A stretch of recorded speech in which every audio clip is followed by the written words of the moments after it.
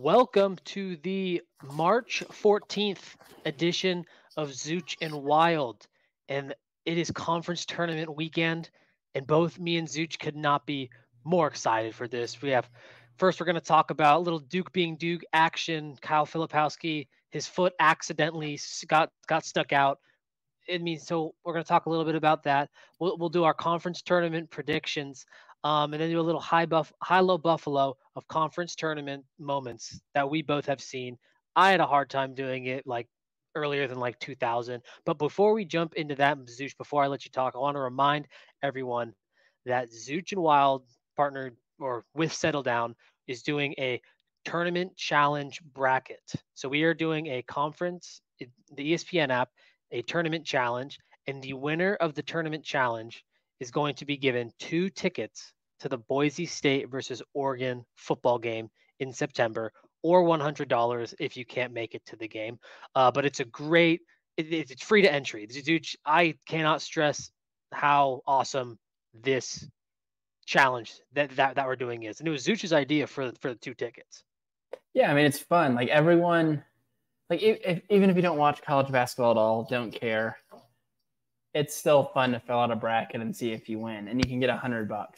$100, or if you're in the Boise area or a Boise fan, that's where this podcast is based.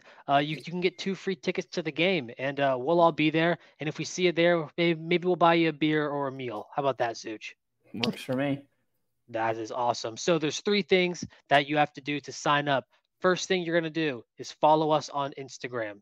You have to be following us on Instagram to be participating. Second thing is there will be a Google form posted on all of our socials, and will be in the bio of our Instagram and our new Twitter. So fill out that form so we can get your contact information, like your name, and just a good email that works for you, just in case you win, where we can send the tickets to you. And then third is you're going to join our ESPN bracket challenge that is also going to be posted once the brackets are made available, and just fill it out and join our group. You'll be able to see how we're doing, how other people are doing. Talk to your friends. It's free to entry. The only cost of entering this is following us on Instagram. This is a steal, because you can win 2 free tickets or $100. But you know who needs $100 right now? Who's that? It's me. I need $100. So I needed $100 and a time machine. So I could have bet $100 on Duke, of Duke being Duke. Of course this happened to Duke. This, after all of the court storming jabber, after all of the court storming talking, and just Jay Billis going off, of course that happens. Of course Kyle Filipowski sticks out. It's almost too perfect. My problem with Duke has always been just you're never going to be likable to people who, for example, if you and I were both 17 years old and 5-star basketball recruits, right? We'd both be lying if we said, if Duke offered us a 4-ride scholarship, they were like, oh, no chance I ever go. 100%. Duke would be top 5 instantly without even a campus visit if I was a 5-star recruit. If I didn't go there, I would hate them, and they just need to embrace being hated. It's like, did you ever watch the Christian Laettner 30 for 30? That is actually one of my favorite 30 for 30s of all time. And I think it's what made him so successful. Is he just is like, yeah, whatever. I'm going to embrace being hated. Right. And he didn't come from a rich family or anything it doesn't matter, because if you go to Duke, people are going to have that perception that you're going to wear the collared shirt and the Johnny O'Cusey. Right. And it's like the guy who plays Mr. Chow said, he's like, oh, I hate what we've become. We've won 4 or 5, whatever it was, 5 national championships. I hate what we've become. He doesn't hate Duke, but I think some people think it's cool to hate on Duke, and I don't. It is cool to hate on Duke. Let's stop kidding ourselves. They are such goobers. The image of John Shire going to apologize to fans as other fans are throwing a soda bottle onto the court at UNC players. It's just so perfect. It's so perfect. Yeah. And just when you thought, maybe Krzyzewski leaves And because that was a total Coach K moment right there. Apologizing to students while the other half of your students throw stuff onto the court. Like that is like John Shire is back, Duke is back, and honestly, if like you said, if they start embracing that villain, like, and Duke's always embraced the villain, but let's also not kid ourselves. Like those Zion years, they've had a couple years now where they've been kind of cool. Like that Zion year, they were kind of cool. If they get back to like the Plumlee brothers, just Grayson Allen, they scare me because they are a talent. The Duke I like. I like the Duke that everyone hates because it's like funny to me. You need a heel. Every sport needs a heel. Golf's better when everyone's booing Patrick Reed. The NFL is better. Let's not kid ourselves. The NFL is better because people hate the Chiefs and they hate Patrick Mahomes. The NBA had its highest ratings when people hated watching the Warriors play and they hated watching LeBron on the Cavs. Like people love something to hate to, and Duke is that college basketball. We need a heel. We need a heel. And honestly, go for it. Then I'm gonna say, so Duke's got us all wound up right now. Sorry about this, but I think I'm gonna go back on actually what I said earlier, and I think what makes Duke the perfect heel. And this is the last thing I'll say about this. What makes Duke the perfect heel is because it's almost like there's like a couple guys on their team that embrace the villain, and everyone else, including their fans, is like oblivious. Like they think they're the good guys, and I think that's what makes them the perfect heel. Like they don't. You could say there's a billion teams in the Big 12. I bet when Texas is good or when Alabama basketball was good, Alabama fans go like, yeah, no one likes us. Like, what are you gonna do about it? Like, we're Alabama. It's like, yeah, right. I like to hate that, but Duke, it's like, what do you mean you hate us? Like this, like the esteemed tradition of basketball. It's like they have no clue why people hate them. It's like it's pretty obvious why people hate them. Is like they're part of it is they're really successful. They're successful. It's how they carry themselves. Like it's all of that stuff. So they are if they go on a tournament run. Because I feel like they always Duke either will lose in like the first round to some team they should beat by like 40, but if 100%. They don't, then they beat like every like team, like small school team that everyone is like cheering for. They'll like take them out. Yeah, right. And you have the band and their stupid like long sleeve. The long sleeve rugby shirts. Yeah, the long sleeve rugby shirts. Duke, those ones are goofy. The only time I've ever seen a rugby shirt look cool, have you seen the Cal rugby shirts?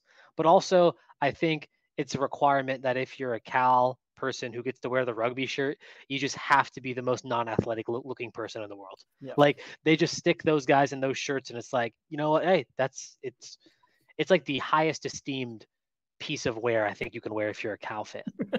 I wish Cal Mark Madsen. Dude, the Mad Dog Madsen, dude. I love it's some off-season content. Maybe we'll actually the next Settle Down Live I'm on, I'll bring up Mark Madsen dancing a little bit to Shaq at the 01-02 Lakers championship parade. Make sure everyone listens to Settle Down Live every Thursday night on the Settle Down YouTube account. Shameless plug there. Zooch, anything else on Duke being Duke, man? I don't believe so. That's great because we are going to need all the time in the world to talk about conference tournament predictions and what we think of each conference's tournament. We're going to go through every Power 5 plus the Mountain West and Big East. So pretty much every mega basketball conference. And I know A10 fans will come after me, but A10, sorry, Shaka Smart's not at VCU anymore. No one cares about the A10 anymore. Wait, I want to start with the Big East because I have to ask you, do you like Rick Pitino after his appearance on Pardon My Take? Did he come across as more likable to you? No, look, I've never look, one thing I'll say about Rick Pitino is that he is entertaining and he has my respect, but I don't have to like him. Like it's not even respect because like, of course I respect Coach K, but the hate I have for Rick Pitino is like different than the hate I have for someone like Jim Boeheim or Coach K. Like Rick Pitino, it's like man, I know you're a scumbag. Like, I know you do all these dirty things, but man, like, if I was a recruit, shoot, I'd be all in. I listened to that tournament, man. Like, I get it now. Like, I think that's the best phrase. I get it now. Like, he definitely does seem to care about his players, which I think is what made him a successful coach. And he But was he's a on scum. the, He's who was it he's that a little broke his leg scummy. and he was like this close to him. Yeah, Kevin Ware. Yeah. Okay. Rick Pitino also needs to bust out the all-white suit if he makes it to the championship of the Big East tournament. So let's look at the Big East tournament first off. Big East tournament. Oh my gosh, I just had it brought up. Boom. All right. So it's actually pretty even across the board. I think the Big East, it's always one of the most entertaining tournaments. Zooch, would you say? I think so. Yeah, like And you have, like there's always like I feel like 6 or 7 tournament teams. yeah, and they're all there's pretty good, honestly. Like they're all pretty good. You always have Villa- Seton Hall. What is Seton Hall's record? Because they will be. Seton Hall will be a 9 seed. Will guaranteed. I've been saying that all year. They will be a 9 seed. And actually, a small thing on Seton Hall before we move on to looking at the entire tournament. That coach has done a good job. It was the old St. Peter's coach. I forget his name. He's done a great job at Seton Hall so far. But if you look at this tournament, it's UConn's to lose. Yeah. I think they've been the only consistent team. UConn's my pick to win this tournament. Yeah, I could see Marquette making a run if that one white kid comes back. What's his name? It starts with like a C or a K. If that guy comes back. I know who you're talking about. I can't think of his name. Exactly. But I think besides Marquette, it's UConn's to lose. But I think what makes the Big East tournament special this year is that it's more so of teams on the bubble. Because Seton Hall, St. John's, and Villanova are all on the bubble. And like that's DePaul. Blue Demon Deacon, rest in peace. It's sad. I just wish. I hope. Oh, what's his name? And I. Forgive me for describing him like this, but the guy who is at Providence and came to Georgetown. I can't think of his name. Ed Cooley. Ed Cooley, yes. I was going to describe that he has that condition. Alopecia. He has alopecia. Alopecia, yeah. I want him to get Georgetown good because Georgetown being good would be a lot of fun in that. It'd be another villain. And plus, he's already a villain. Georgetown's a villain. But this year, they're not going to do anything. I got UConn winning. Is that your pick as well? Yep, UConn. I think that Seton Hall versus St. John's game is the game to watch because those are two teams on the bubble. St. John's more so than Seton Hall. Because if St. John's loses that game, they're stressing big time, is what I would say. All right, well, let's move on to the ACC tournament. Zooch, the ACC tournament. And this one again the ACC is not as deep as it has been in years past. You got North Carolina out of 1, you got Virginia out of 3, Duke out of 2, and Pitt out of 4. I think right now in Joe Lunardi's latest bracketology that I checked last night, so it could have changed by the time that we are recording this on Tuesday. So by the time this podcast is out, it could be completely different. But I think there's only 3 teams in right now, and that's North Carolina, Duke, and Virginia. Yeah, I think Pitt's on the bubble. I feel Wake Forest might be on the bubble. You know who I think is going to have I'm not going to say they're going to win, but I think they're going to have a run and end up playing themselves into the tournament and end up in like the Elite 8. Who? Syracuse. Really? That's your big – okay. A little Ghost of Bayheim action? It just feels like one of those years that everyone's going to, they're going to get in as like the 11th. They're going to like slap somebody out like Indiana State and be like, oh, Syracuse. Like they're going to – like you think they're going to beat like a team in Dayton and just keep gaining momentum. Add it so I can see exactly where they are. They are a 7 seed. 7 seed. So they play NC State. Yeah. So they should beat NC State. And then they get Duke. I could see them beating Duke and then being like getting close to the tournament. That Duke game is being tough. So I think Duke's going to win. I think what I talked about earlier of Duke kind of embracing the inner villain is going to come out. I think Duke is, and plus they are on the easy side of the bracket. I don't even think Virginia averages 60 points a game. Like Virginia can't score. Like they play some of the best defense in the country, but they can't score.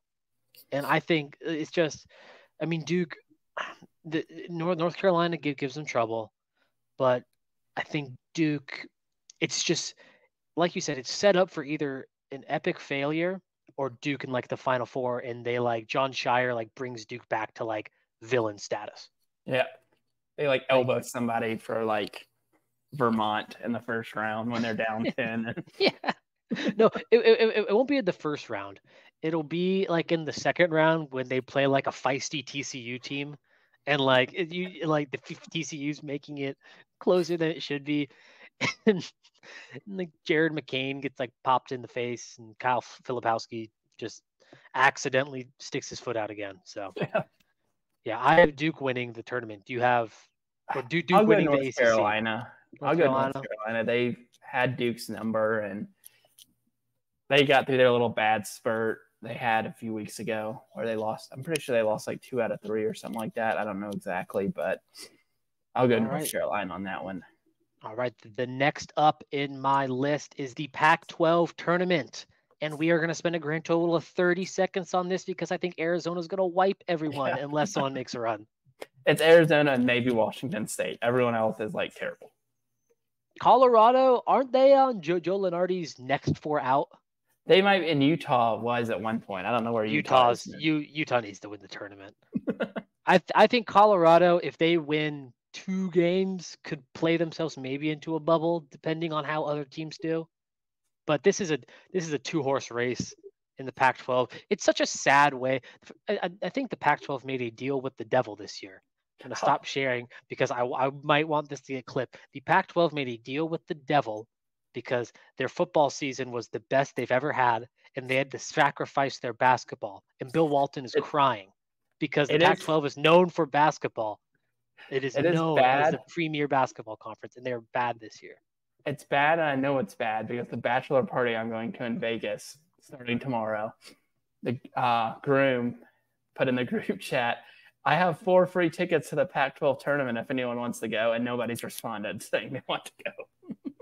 Come on, what if it's – come on, just go to T-Mobile Arena, hang out. Okay, no one wants to watch the Utes, but you could see the Mad Dog Madsen. I could see him. I could see Mick Cronin. I would go for the coaches. Yeah, there are some good coaches in the Pac-12. Mick Cronin. Oh my gosh, who's the new Arizona coach? He was a Gonzaga guy. Yeah, Gonzaga. I can't think of his name. Oh well, maybe if he like does well in the tournament, we'll remember his name and not lose to Princeton. So if you beat Princeton, that is our promise, Zooch and Wilde. If the Arizona can beat Princeton or win their first round game, we will find out the head coach's name. So that is our promise to you, Arizona fans. Moving on, we are going to move on to the Big Ten tournament, Zooch. And again, the Big Ten, known for basketball usually, it's not as good this year. Like Purdue by far has been the second team in the country. You can say Purdue's what you want. Purdue wins it every year and then they choke.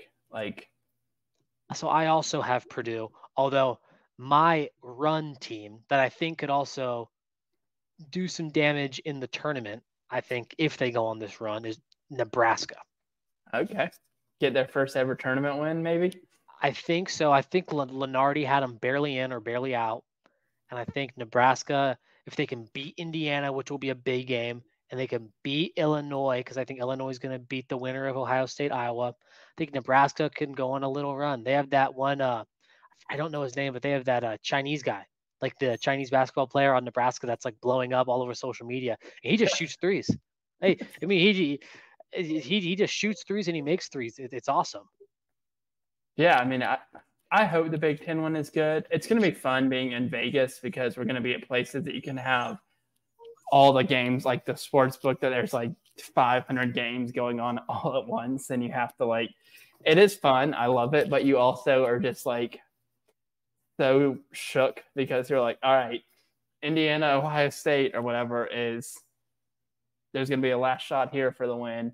Also, the Pac-12 tournament's going on. Also, we need to leave in 30 seconds because we're going to the Mountain West tournament. But I need to have time to see if this bet hits so I can go cash out real quick. So I mean, I'm going to go this with is Purdue on that one just because, like, I don't trust Michigan State. I don't trust Iowa. I don't trust Indiana's not that good this year. Illinois maybe could, but I don't know how I feel like Illinois has been under the radar this like whole year. Haven't they been projected as like 6, 7, 8, 9, 10, like in that range kind of all year? I think they're a little higher now, but they still haven't, done what they needed to do for people. Like, I haven't seen anyone picking them as like, oh, like they're, they might have some losses right now, but they've been good lately, I guess. Mm-hmm. Definitely. All right. Let's move on to the SEC tournament, Zooch. Finally, after 2 poopy tournaments, we get one that there is legitimately 5 teams that could win this tournament. Yeah, I mean, you have Alabama definitely could, Kentucky could, Tennessee could. I think Florida could, even though they're kind of under the radar. South Carolina's been good. I think Auburn, yeah, like it's solid. I mean, take out Vanderbilt, Arkansas, Missouri, and Georgia. Everyone from like this side on, like they might have a shot. Yeah, I could see this happen, and I didn't know this until I was doing some research for this. The SEC tournament is in Nashville. That's like southern Las Vegas. How like that is an experience I want to experience too. Is SEC tournament in Nashville? In Nashville, Holy moly, that would be exciting. That one does look like it would be a lot of fun because you have all the bars in downtown Nashville, and it is Polo and Polo Central. Yeah. You see them all. The Oxfords are on the feet, some khakis, like fights will be had, and a lot of PFGs, or is that more football attire? Or do the PFGs still get brought? PFG is more the football. Like you will see a lot of those on like Orange Beach. Like if you go to like the bar in Orange Beach, Alabama, somebody will be buying like the bucket of beer, and they will have the Auburn PFG, the sunglasses with the strap thing on them, the visor. Goodness. They'll have the you can never forget the Johnny O QZ. That's a staple at Southern schools. You just have to have either the Johnny O QZ, or if you're a girl, you have to get your school collab with Lululemon merch. That's the combo you have to do. But actually, talking about the tournament, I think Kentucky is going to win. I was going to pick. It's Kentucky. I think Kentucky's under the radar this year. I mean, I know go for it. I know they, struggled. They really struggled for a while where they lost like 3 or 4 straight home games or whatever it was. And even the past couple of years, people have kind of been getting on John Calipari because they haven't, he has a lifetime contract.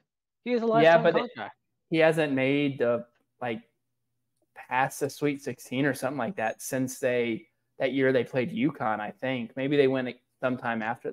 It was the De'Aaron Fox year in like 2016. I think was the last time they made the Elite, because they made the Elite 8 that year. Yeah, I mean, and that's De'Aaron Fox and Malik Monk. And I'm not the biggest fan of in college basketball. I think people put way too much into single games. I think that Kentucky should probably be doing better in the tournament, but you see fans argue it's football and it's oh, we beat you that one. You see with our fans, they always are clowning San Diego State. They're 6 out of 7. Oh, don't worry. We have set it just a heads up. We have set aside extra time for the Mountain West tournament. Okay. Because we're homers, but B, the Mountain West basketball has been objectively, besides maybe the Big 12 and the Big East, the 3rd most exciting league this year in all of college basketball. So I got Kentucky. Reed Shepherd is a baller. He can explode for 30 in any game. They don't play defense, but we'll see if Dalton Connect can do something. But I have Kentucky. It's the popular sleeper pick, is what I would say. I'm going with Kentucky. I like Kentucky, so I'm going to go with Kentucky on this one too. Sweet.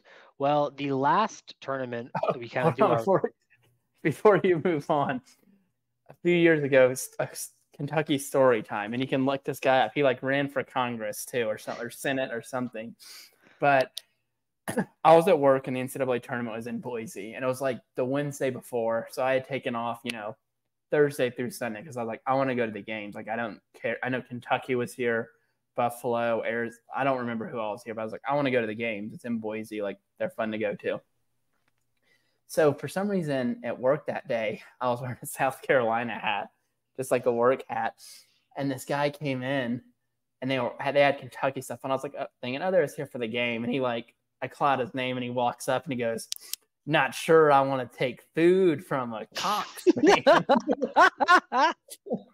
I was like, oh, he's like, I didn't expect to see one of you out here. And I was like, I'm not even really a fan. I was like, I just like the hat. Like, it looks cool or whatever. But he started that, what was it, Big Blue Nation, I think it's called, his blog. Like a Kentucky fan blog? Yeah, but he's like their biggest, like, he's like Big Vol Daddy or like bigger? No, he's like bigger. He's like what's a good comparison? Like BJ Reigns, but on steroids for us is. Really? Yeah, but so wait, so he would be like if BJ Reigns or like a local media person was also just like a diehard Kentucky fan. So like those things just like mesh together. Like he's like half journalism, like half. That seems like a recipe for just chaos. Yeah.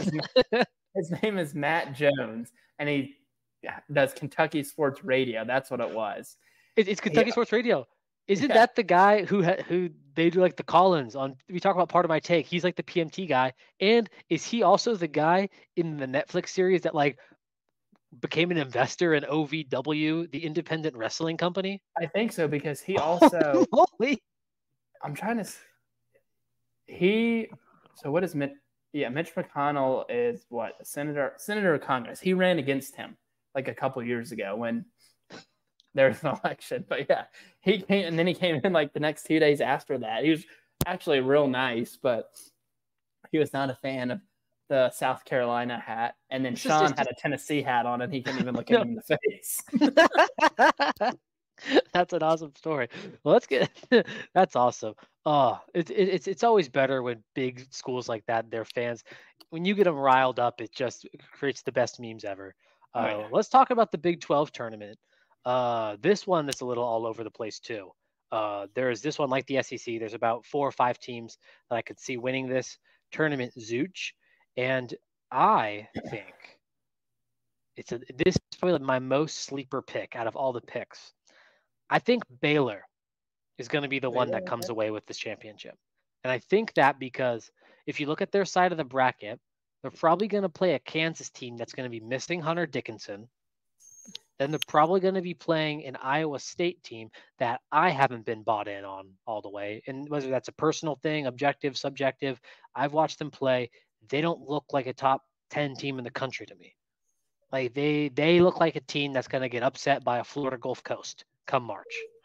So I have Baylor winning there. And then I think they pull the upset on Houston.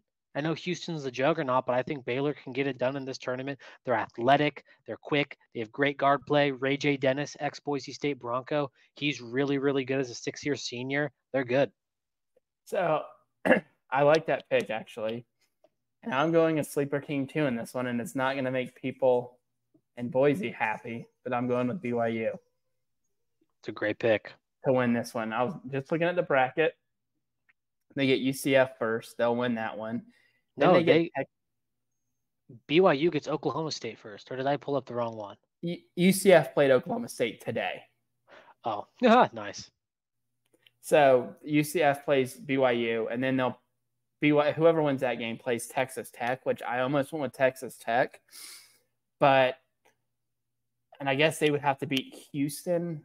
But yeah, I mean, Big 12 one's hard because I feel like Houston probably should win it. But I almost think that Houston is at one of those spots now to where like they're pretty much locked into a 1 seed. Like the 1 seeds all seem pretty locked to me. Like Purdue, at least that's Purdue, what I think. I could totally see a team like Houston.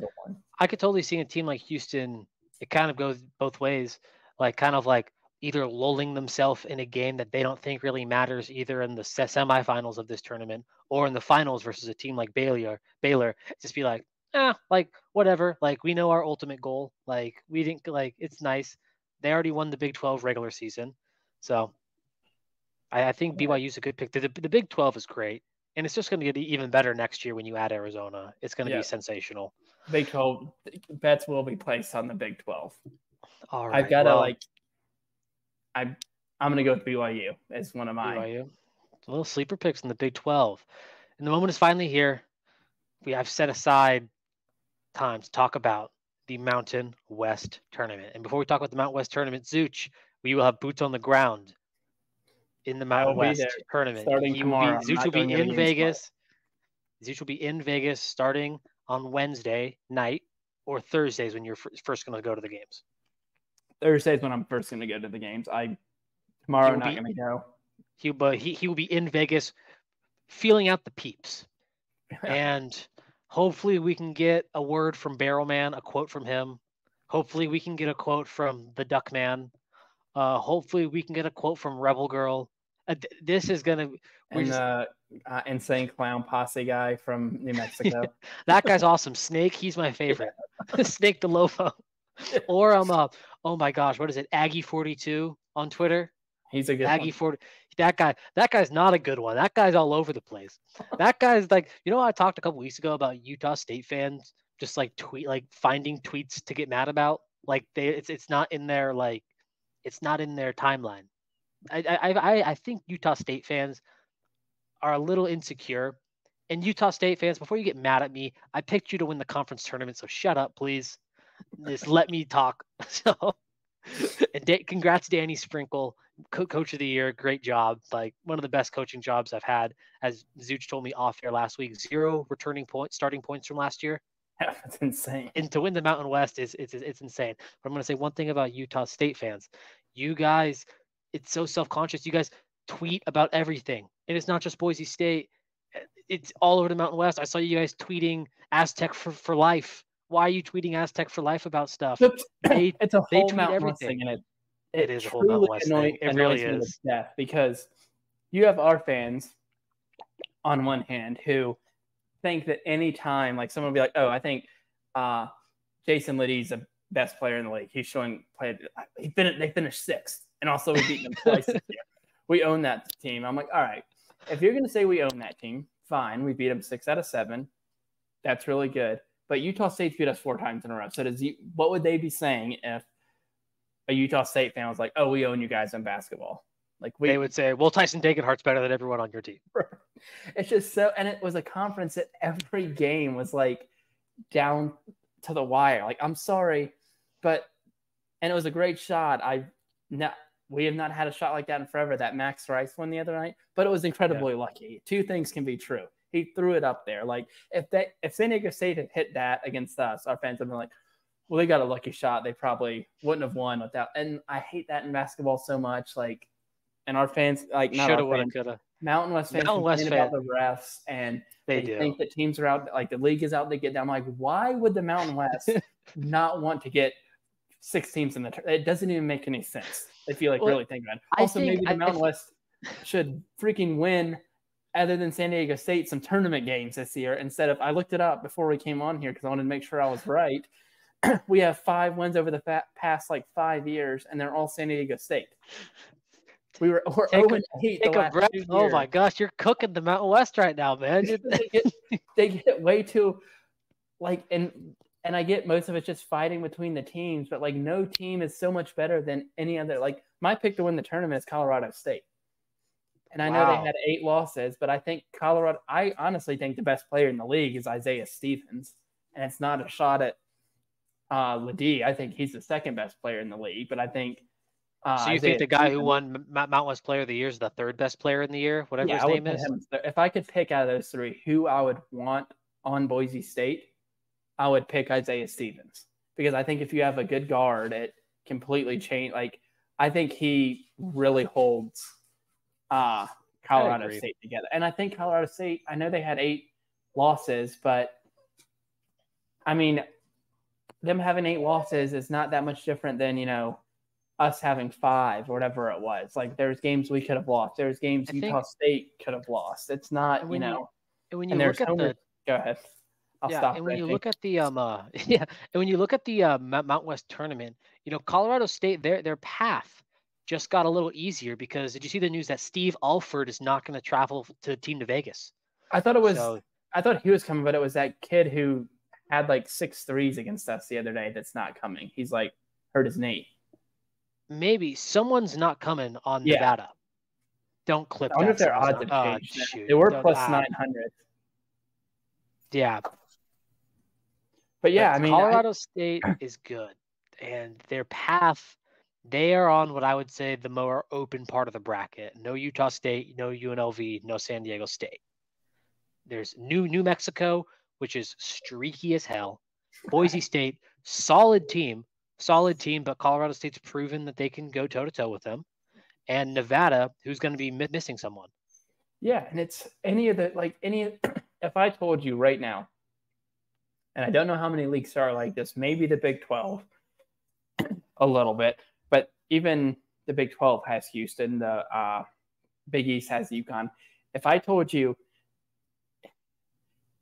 the bet was you could never watch sports again and you had to pick a team in the Mountain West to win the tournament, there's no team that you would feel remotely comfortable in picking. Like if you had to do Big 12, you'd be like Houston. Big East, you'd be like UConn. Like there's like I honestly think and it's probably going to be New Mexico when we play them Thursday night. I know we beat New Mexico twice, but I don't feel like they couldn't beat us, or we couldn't beat them, or we couldn't beat Utah State, or San Diego State couldn't beat us, or UNLV couldn't beat us again, or we couldn't beat Nevada. Like, I mean, it's all been very, very close. And there's no team that is like, to me, deserves the right to act like they're so much better than someone else. I get that. And the thing about New Mexico, I was going to bring this up. They're playing for their tournament lives. They got to win 2 games. And it stinks for Boise State because Boise State's playing to get a 6th seed. Right. If Boise State goes to the championship, they'll get a 6th seed or potentially a 6th seed. At worst, would you say a 7 seed? I would think It sets you up for success way better than having that 8 or 9 seed. So I love your comment about the Mountain West and their fans and everyone just being at each other's throats. And I think there's 2 things that create that. One, it is a little bit of a niche conference. So the bickering happens in Big East and Big 12 and SEC, but there's just so large fan bases. There's probably like 100 accounts per school in Mountain West Twitter. Yeah. So everyone knows everyone. How do I know Rebel Girl and Aggie 42 and Aztec for Life? Like, how do I know those names? Because it's the same Mountain West accounts just tweeting each other, and part of me loves it. And then I also think is the chaotic nature of the season this year has created this where everyone has something over everyone. Oh, well, we actually beat you in this game. Oh, well, we beat you at home. Well, we actually beat you 5 times up until this year. Well, we actually have more tournament wins than you. So it's like every team has a one leg up on each other. So no one can really say, oh, we're the best. Maybe SDSU can be like that, but they can say, like you said, we've had the most only tournament success. But then, as you've already said, Boise State fans could also be like, but we own you. If we played you in the tournament, we could beat you. So it's like every team has something on another team. Well, it's like, too, like I saw a thing, like our fans are like furious that San Diego State is projected to be like a 5 seed or whatever it is. And basketball stats you can manipulate so easily. I love it. I love it. I love the net. I'm just all about net, and when the net doesn't go in my favor, I turn all to quad 1 and quad 2. And when that doesn't go in my favor, I just go, I test, bro. Like, look at the standings. I saw one today when I was eating lunch, and I was like, San Diego State is 3-7 in quad 1, and Boise State is like 6-5 or 6 and whatever it was. You go to the quad 2. Somebody responded under it, like a San Diego State fan, and showed like all 4 quads. And San Diego State's only losses are quad 1, and then they're like 8-0 in quad 2, 9-0 in quad 3, and like 5-0 in quad 4 or whatever. And we have quad 2 losses, and I think maybe 1 quad 3 loss. They're like, well, this is why we're higher, because in quads 1 and 2, we're both 9-9, and none of our losses are in quad 2. Then a Boise State fan's like, well, our out of conference strength schedule is I love 28. it. You guys are 36. It's like it's like so annoying. Like I just have to get off there because I'm like, they're all being So like it's just to and make that's a what big makes this mess tournament here. awesome. That's what makes it awesome. It's just a cesspool of chaos at the Thomas and Mack Center. It's a cesspool of chaos, and you're going to be there to document it all. You'll have to bring back a couple stories, maybe a couple quotes from some awesome people. Because we're going to go to the Thursday is actually great because we have the last game. So we'll play, like I said, it's New Mexico's not going to lose to Air Force again.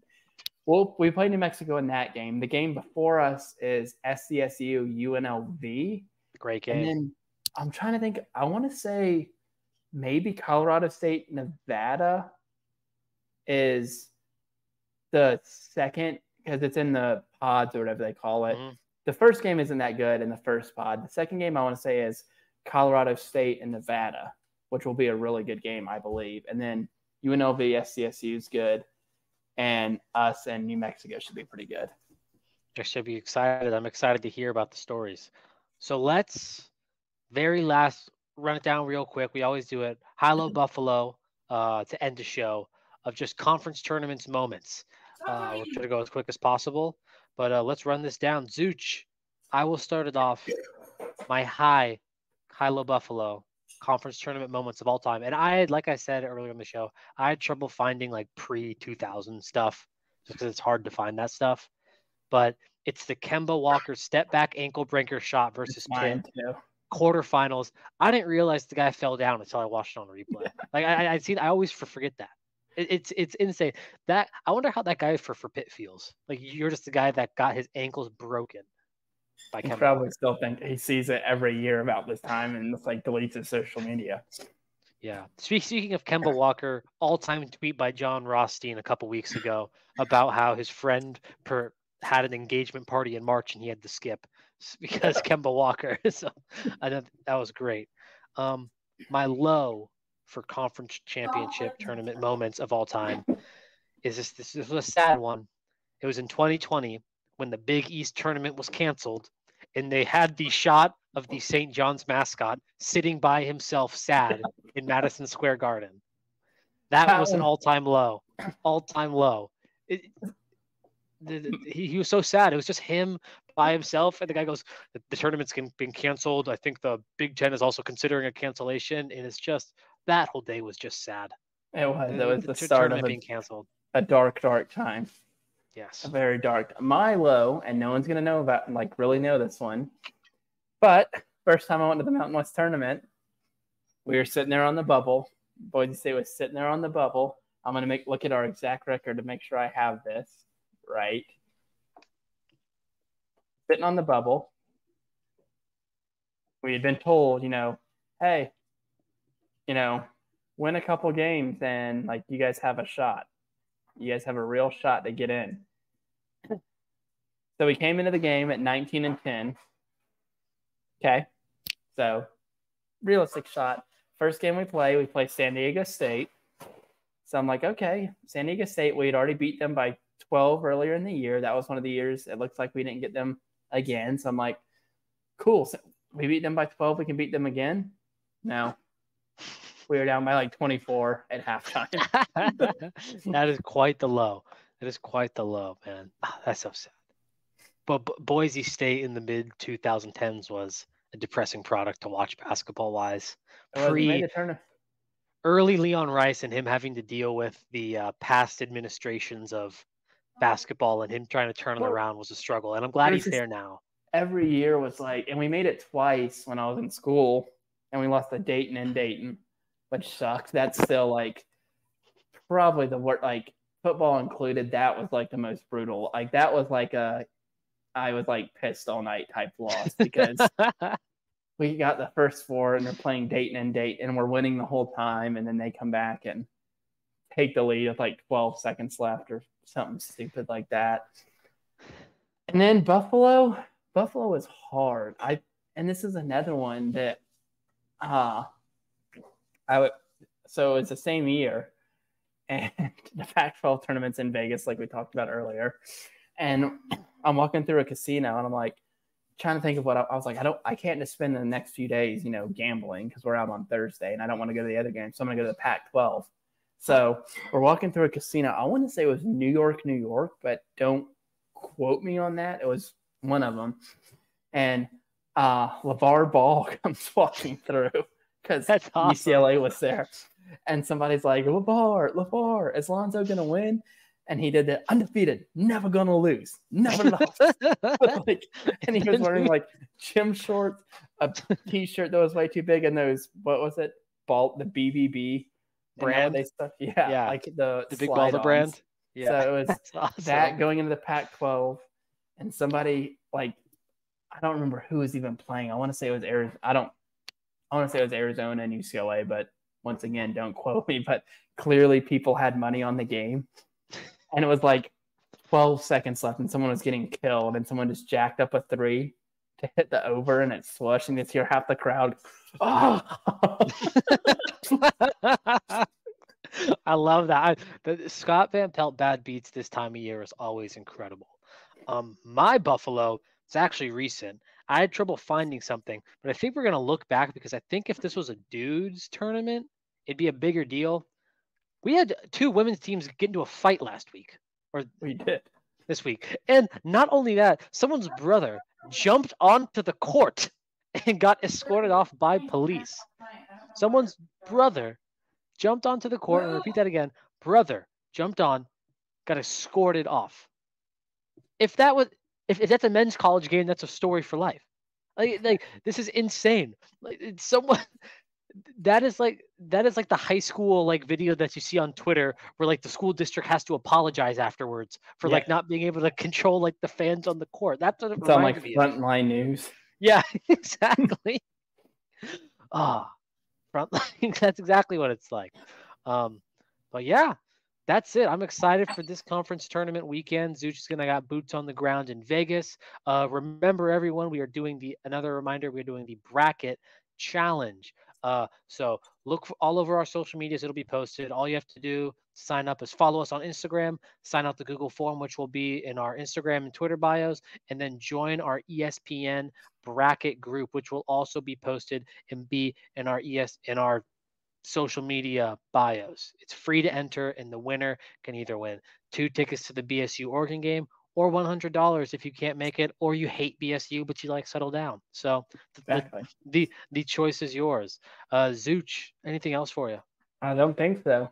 Everyone enjoy the conference tournaments, and we will see you next week probably. Next week we will be doing a shorter bracket reaction challenge throughout the tournaments. Yes, but throughout the tournaments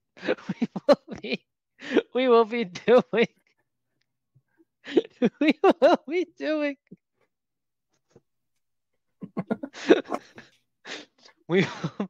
will be doing a shorter bracket reaction show next week, and it might have more settle down people on. So Zooch, I will let you tend to that. Godspeed, everyone. We will see you next week with the bracket reaction video.